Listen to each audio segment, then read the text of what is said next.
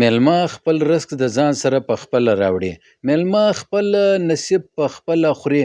مېلمه په ننګ ښه ایسي او کوربه بیا په ست ښه ایسي. مېلمه دپاره پښتون هر څه کولی سي. انګریزانو په خپل کتاب کې لیکلي دي، تاریخي کتاب کې، چې پښتون د پیسو دپاره، د سونه دپاره در سر تېرېږي، هر څه کولی سي، خو د پیسو او د سونې دپاره مېلمه ته دوکه نسي ورکوی. نن به موږ په مېلمه باندې مجلس کوو چې مېلمستیا و چیش ته وایي. بسم الله الرحمن الرحیم. السلام علیکم. زه یم نقیب الله کلزی، دا د زما یوټیوب چینل. نن موږ د پښتونولي چې کوم دا لړۍ موږ شروع کړې ده پر دا یوټیوب باندې، په دا پلی لیسټ کې په پښتونواله باندې، پښتونولي باندې، د اقدارو ویلیوز باندې دلته موږ مجلس کوو. نو پر هر یو باندې جلا جلا مجلس کوو. دا یو سیریز دی، یو لړۍ ده، یو کستوار سلسله جاری ده. تاسو دا نور پروګرامونه هم په دغه پلی لیسټ کې، پښتونوالي په لیسټ کې، په پښتونولي په لیسټ کې تاسو کتلی سئ. نن موږ پر یو قدر، په پښتنو کې یو قدر دی، یو ویلیو ده، یو روایت دی، یو ښه خوی ده چې هغه ته وایي میلمستیا، میلمه پالنه. پر دا باندې موږ نن مجلس کوو. خو د دې څه مخکې تاسو دا زما یوټیوب چینل سبسکرایب کړئ، د ګنټۍ د بټن دباو کړئ او نورو ته هم واستوئ، او په دا پلی لیسټ کې دا د پښتون ښه خویان چې دي پر دا کې دا ټوله وګورئ. یو جان مننه دوستانو. پښتونوالي، پښتونولي، پښتون پالنه، پښتونواله، دا خو موږ په اول پروګرام کې تاسو ته درښولی دی چې دا د پښتنو یو کوډ آف کنډکټ، یو انریټن لا، یو دا رقم قانون، آئین، عدالت او د قضا یو نظام دی چې په پیړۍ پیړۍ باندې، نسلو نسلو باندې پښتون ته د پلار او د نیکه څخه دا روایات، دا رسومات، دا قدر، دا ویلیوز، دغه ټوله ورپاته سوي دي.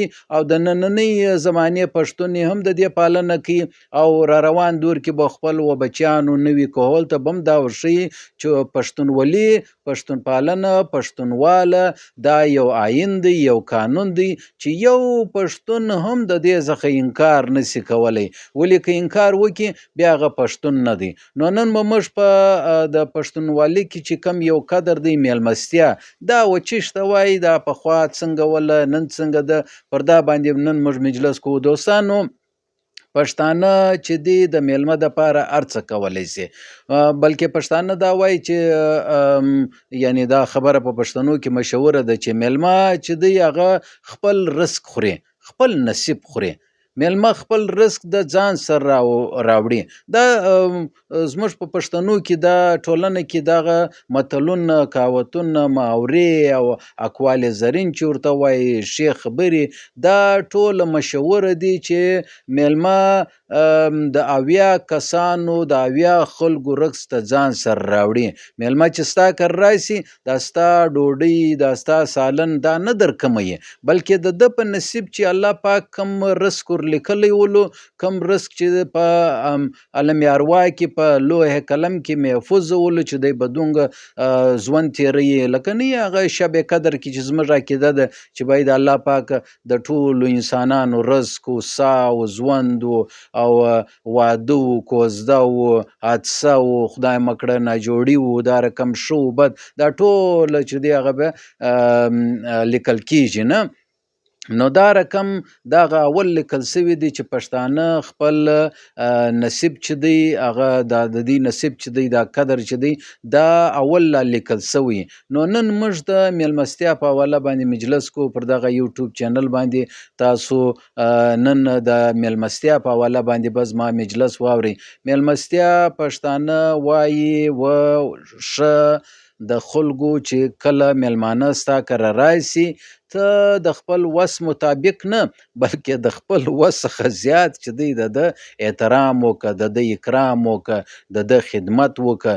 یعنې هغه ښه خوراک خوړل، څښل چې ستا خپله په عام عادي ژوند کې ستا ورسره واسطه نه وي، ته نه خورې، کور ته نه دغه کتغ و، دغه کټه و، دغه نه پخې، لیکن د میلمه په راتلګ باندې د ده د خوشحالۍ دپاره، د ده د اکرام دپاره ته چې دی هغه د خپل وس څخه زیات چې دی دته ډوډۍ و سالن چې دی هغه ورکوي او ورپخوي، نو دا کې ستا سکون هم دی، دا ستا روایت هم دی او اسلام هم موږ ته دا وایي چې باید د میلمه سره ناستې خوراک چې دی هغه ته کم کوه او دته زیات خوراک ږده چې دی بیا خوابدی نسی نه او د ده په احترام کې څه داسې یو کمی نسی را. زموږ یعنی پښتانه د خپل توان څخه زیات خوراک چې دی هغه و میلمه ته ورکوي. نو میلمه چې دی هغه وایي پښتانه وایي یو متل دی، یو مشهوره خبره ده نه، میلمه وایي په ننګ ښه ایسي او کوربه چې دی هغه بیا په ست ښه ایسي. چې میلمه درله رالی وروره ښه ننګ و ناموس و غیرتمند عزتداره سړی درله رالی، ستا و چوکاټ ستا حجرې ته ستا بیټک ته ستا کور لره، نو ته باید چې هغه دغسې نه کیله بلکې د ده اکرام وکړې، که ماخستن ډوډۍ که د غرمې هغې که د سهار ناشته یې ورکړې او په دا باندې چې دی باید چې څوک ناراضه نسی او سختي یې نه وګڼي چې بای میلمه رالی وروره دا په څنګه وخت باندې رالی، لکه نه هغه انګریزانو کې چې یو ور به ټلیفون ورکوي، خط به ورکوي، اس ام اس به ورته کوي، بیا به ورته وایي چې زه سبا درځم. یا میلمانه د خدای جانب د هرې خوا که رالی دا نه دی چې وروره ستا پر تندي باندې چې دی هغه ګونجې راوختلې او پیدا سولې چې وروره دا نو ولې بې سته رالی، ولې د ماسې پوښتنه نه ده کړې، ټلیفون یې ولې نه دی راکړی، وټساپ یې ولې نه دی راکړی، اس ام اس یې ولې نه دی راکړی، نه یو اطلاع یې ولې نه ده راکړې چې موږ سبا درځو. بس میلمه رالی وروره د میلمه او د مرګ نه ده معلومه نه، میلمه چې دله رالی بس د ده اکرام وکړه، د خپل وس مطابق یې وکړه، که نه نور یې زیات اکرام وکړه. زه دا وخت یو وخت لورلایو ژوبله تللی ولم، یو چا زه میلمه کړی ولم، یقین ومنه دومره خوراکي دومره شیان یې راته ایښي وو، د خوراک دسترخوان دومره ډک ولو چې زه خپله حیران سولم چې یاره اوس نو چیش کې خورې چیش نه خورې، زما نو د هغومره نسلو بس یو څه ګولې به مو کړي، خو د دوی هغه ښه خوی هغه میلمستیا هغه زه در اوسه پر یادوم چې یاره واقعي یاره په صحیح معنا باندې عزت راکوي. هر خوراک ورځې وې، غوښې وې، روش ولو، سلات ولو، چټنیانې ولې، شلومبې ولې، ډوډۍ ولې او ښه پښتو وله او ښه مجلس ولو. دا خو نو نه دی چې میلمه درله رالی خالي یې بس ته به نس باندې مړیې او په خوله کې وراچوې وروره ویې خوره، دا رقم خو نو نه کېږي، دا رقم خو لکه حیوان یې وخوري. د میلمه سره ښه ناسته ولاړه، د ده مجلس، د ده حال احوال، د کومې خوا رالی، څنګه یې، زبردسته مجلس به ورسره کوې، د علاقې دود دستور دا ټول روایات باندې به مجلس سره کوې، حال احوال به ورسره کوې، د ده د قوم د علاقې پوښتنه د وروڼو پوښتنه کېږي. نن سبا خو دا یو ډیر غلطه رویه ده چې د چا سره دوستي کوي د هغه نه د ورور در معلومي، نه د ورور پلار معلومي، نه قبیله ور معلومي، نه دا ور معلومي چې د کاګان څوک دي، ماماګان یې څوک دي، کور یې چیر دی، قبیله یې چیر ده، خاندان یې چیر دی. بس وایي زما یار دی. بای یار دی نو خو پوښتنه یې وکړه چې ورور څو ورونه لري، څو کاکان څو ماماګان لري، د کم خاندان دی، د کمې قبیلې دی، د کم نسل دی، د کمې کلي د کمې ګلۍ اوسېدونکی دی. وایي بس ما یار دوست دی. نو نه د پلار نوم ور معلومي، نه د ورور نوم ور معلومي، دا څنګه یاري ده، دا څنګه دوستي ده، دا خو نو نسوله نه. نو آی خو خیر اضافي خبره راله.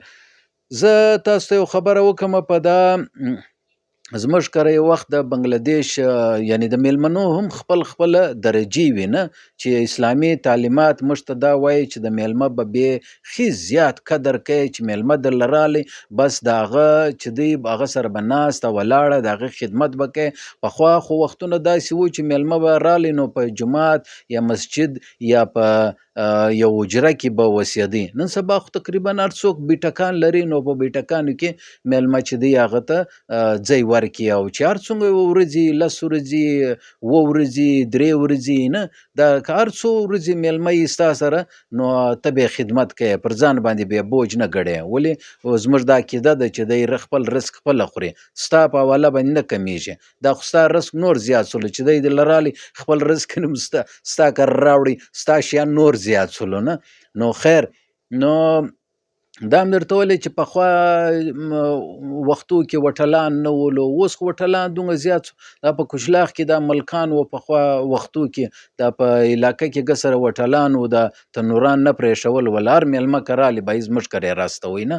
اوس خو وروره په کلي کې هم وټلان جوړ سولو، هر ځاګۍ خوراکي زیاتې سولې، مېلمه چې دی هغه ته اسانتیاوې جوړې سولې. لیکن د مېلمه چې کوم قدر ولو، ستا بیټک و، حجرې و، اتاق و، کلي جومات له چې رالی نو ډېر ښه خوند به یې کوی، د هغه سره به مجلسونه ولو او د هغه د علاقې رواجونه به په آپس کې سره یو بل څه اطلاع سره راکړي، نو ډېر ښه زموږ په معلومات کې به اضافه وسوله.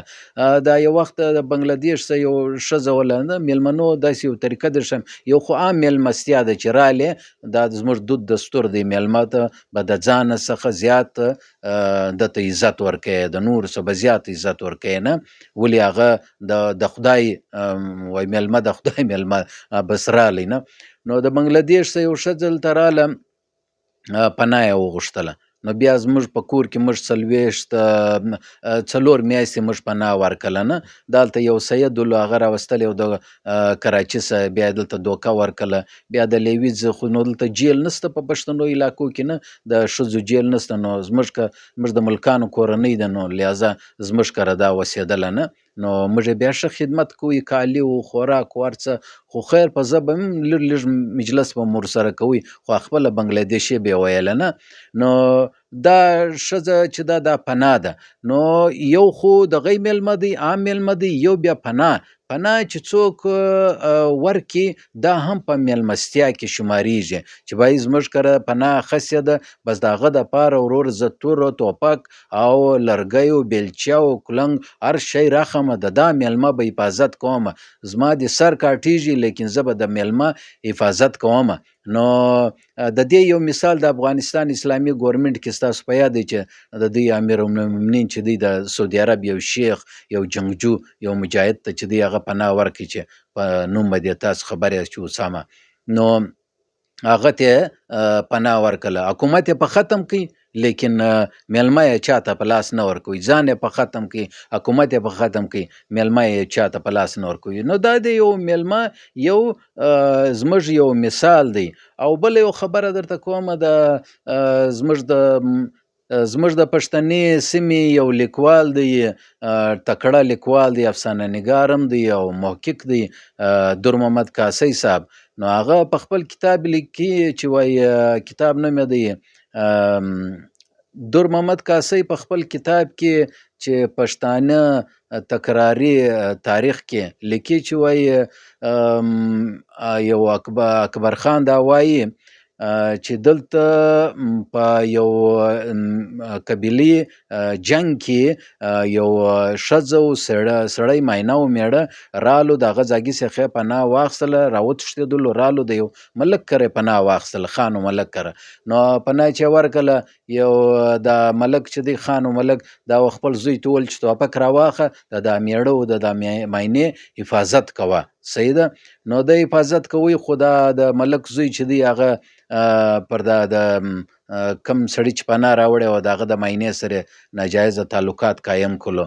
نو بیا هغه میزبان چې هغه پناه یې اخیستې وه، هغه د ملک صاحب ته شکایت وکړي، دا ستا زوی چې دی زما پر ماینه باندې غلط نظر ساتي او غلط ناجایزه تعلقات ورسره ساتي.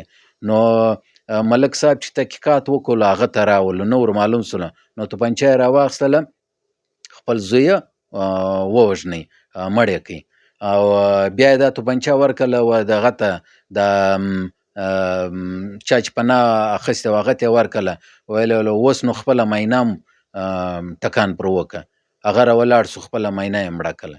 بیا د ملک راولاړ سولو، دا سړی یې د جګر سره ونیوی او مسافه ورسره وکړله، پر تندي یې مچه کړي او ول د دې بعد ته زما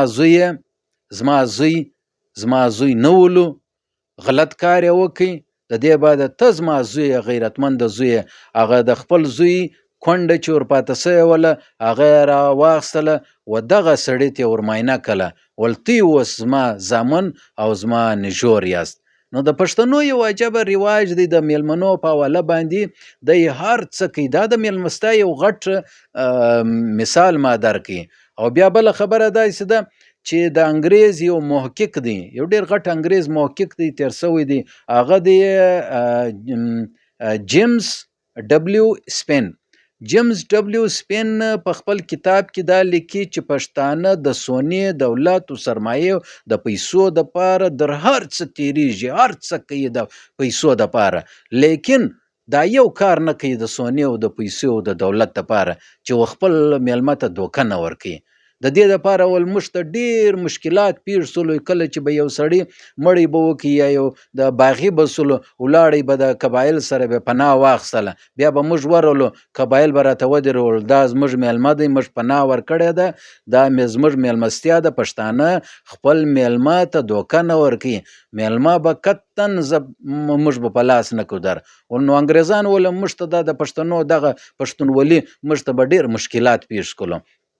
نو دوستانو میلمانه چې کله ستاسو کور له راشي د خپل وس څخه مطابق که دعوت شیراز ورکوي خو ښه خبره ده، هر څه چې پخ سوي دي هغه ورکوي، لیکن که نور اکرام وکړي دا به ستاسو په پښتونولي کې دغه قدر کې اضافه وکړي. پخوا په دا ژوب کې چې ولو د میلمه چې به کله رالی دا کوربه به چې څو میلمانه وو، که څلور پنځه میلمانه وو، څلور پنځه پسونه به ورته حلال کړلو او هر چا و مخ ته به د پسه یا د وزې سر کښېښوی. د دې مطلب دا او دا رسم و رواج و چې ما پر هر میلمه باندې یو پسه حلال کړی دی. دا نو نه دی چې یو پسه مې حلال کړي، ګورته مې غوښه ورکړله، چاته مې سر ورکړي، چاته مې ژبه ورکړله، چاته مې ورون ورکړي، چاته مې نوره غوښه ورکړله، یا بلکې د پښتنو په ژوب کې دا رواج ولو پخوا چې هر څوک به د هر میلمانه دوه درې درله رالو، دوه درې وزې وې او پسونه به ورته حلال کړل،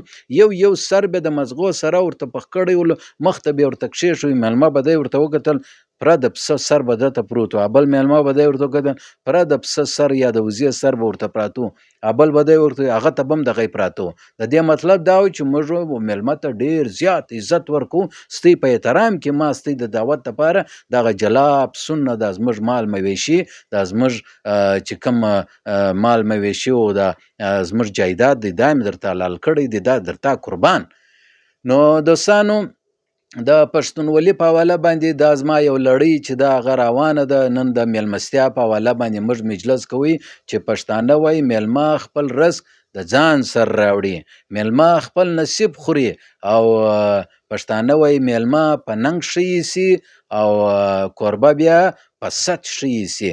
همیشه و خلکو ته ستونه کوي، میلمه کوي، په دا باندې مینه او محبت زیاتیږي، په دا باندې تعلقات سمیږي. نو زموږ والا چې یو دوري به زغلي بل دوري زغلي، میلمه پالنه نه کوي، میلمستیا نه کوي، دا نفسا نفسي ده. دا زموږ دود دستور باید چې د منځه څخه ختم نشي، د دې باید چې موږ پالنه وکړو. نو نن موږ د پښتونولي د دغه لړۍ چې موږ شروع کړې ده، تاسو په دا پلی لیست کې نور هم کتلی سئ په حواله باندې، په روان وختو کې به هم انشاءالله پر دې باندې مجلس کو. په میلمستیا باندې موږ نن مجلس وکړي چې دا دود دستور دا ویلیو دا اقدار څومره اهمیت لري. انشاءالله سبا بیا ستاسو په چوپړ کې حاضریږو. دا زما یوټیوب چینل سبسکرایب کړئ او یو بل ته سره واستوئ. دا رقم ویډیوګانې به همیشه ستاسو په چوپړ کې موږ حاضریږو او تاسو ته به نشر کوو، اپلوډ کوو. بیا حاضردم ما نقیب کزیه ته راکړئ اجازه. د الله په امان. اسلامي انقلاب زنده باد.